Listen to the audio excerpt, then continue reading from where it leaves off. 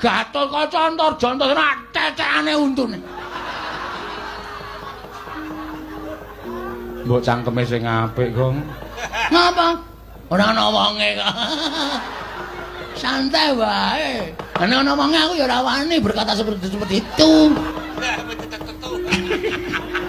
Oh, bahasa Indonesia Arab berkata seperti itu. Berkata seperti itu maksudnya. Wani tenan. Wani.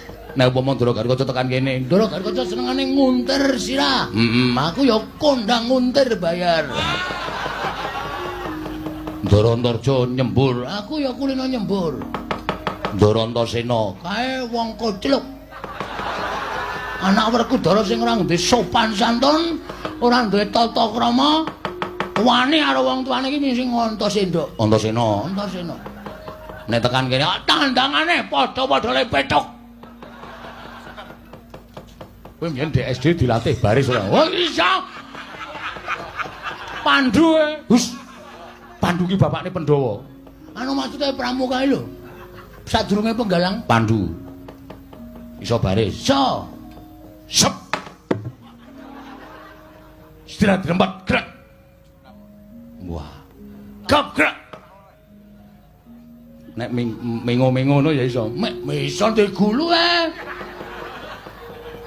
Maksudnya nek balik kanan ngono ya iso. Hadap kiri ngono ya iso. Iso. Balik kanan. Gerak. Mundur 2000 langkah.